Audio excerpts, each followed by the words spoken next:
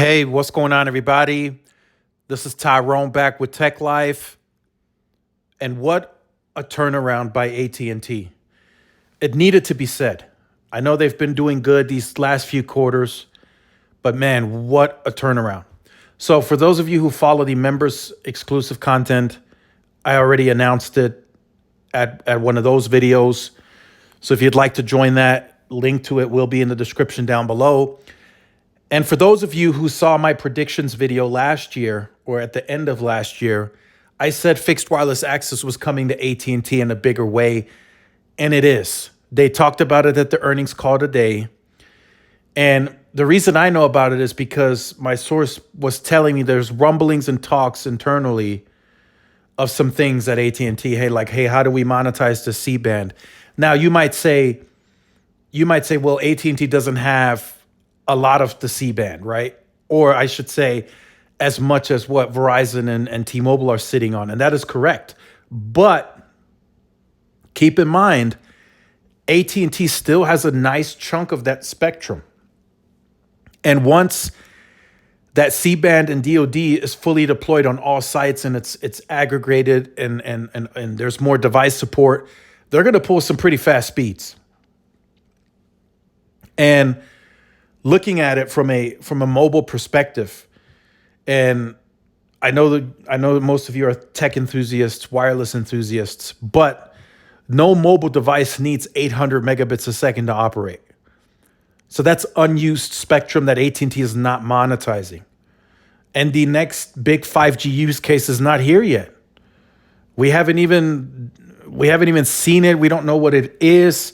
People think it's that. They think it's this. But right now, the monetization is important right now because billions were already spent. Now everyone is looking for the ROI, the return on investment. So now AT&T is moving along and they're like, okay, yeah, we got 150 million pops of C-band now covered, right? And that there's probably a chunk of pops where it's only DoD because C-band's not cleared, but they have 150 covered now nonetheless. So now AT&T is looking at the performance and they're like, whoa. Our capacity increased, 10 folds in this market, but we're not making more money, right? The cellular phone bills are still the same. Everyone's still paying the same, but our capacity went through the roof and we're not making more money off of it. So now they're looking at launching fixed wireless access in certain areas, rightfully so. I don't know why AT&T was so detached from that reality. I understand they're trying to sell their fiber, and that's still selling. But I think in certain areas where they don't operate fiber or don't even have any of their UVers, I think they need to go with fixed wireless access. For an example, El Paso, Texas, no fixed wireless access here. You have a large, substantial fiber footprint. But in an area where you have no fiber or no footprint at all on home broadband for that matter, why not? Don't sell fixed wireless access to the scale that, Verizon and T-Mobile are trying to go. Maybe you just say, look, investors, over these next 5 years, we might gain another million total. Boom. Or we want to get to 1 million by 2026, right? Not a huge amount to get excited over, but it's still additional revenue and them monetizing that extra capacity. So that's just something to look at, right? Huge turnaround by AT&T. I got to give them credit. The stock's jumping now. Everybody's like, oh, AT&T is the second biggest growth story besides T-Mobile. Verizon's kind of tanking. The market is reacting negatively towards Verizon's strategy. It's not working, right? And then boom, AT&T 656,000 wireless subs for the quarter. Bam.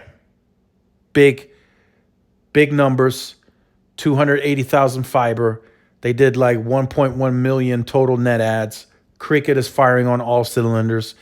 It's looking good, right? Stanky said he's looking for simplistic ideas, and getting all of these customers on board gives them a ton more info. You know, how does this subscriber operate? What do they may want? What are they calling in for? They can see all those numbers. They can see it. You know, they can see, okay, what's working, what's not working. Can we innovate? Can we be innovative around this?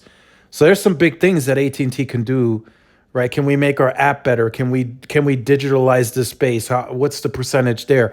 There's so much info now for AT&T to look at because they're gaining so many newer customers, so many new customers that it's just something to look at. You know, what's driving them to come? Can we make that better? If we make that better, can we get even more customers?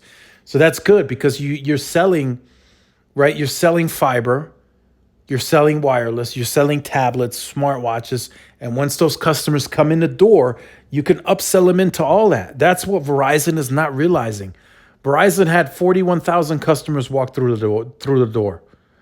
Very little opportunity on a nationwide scale for those sales reps to make any upsells. Now, if you have 700,000 people walk through those doors, more opportunity. Who would have thought? Right? It's not going to take a rocket scientist to figure that out. But Hans is just stubborn. Stenky is doing a great job.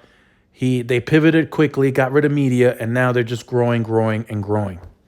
So let me know what you think about that in the comment section down below. Make sure you guys stay tuned to the channel for more. Like, share, subscribe. I'll see y'all in the next one. Peace.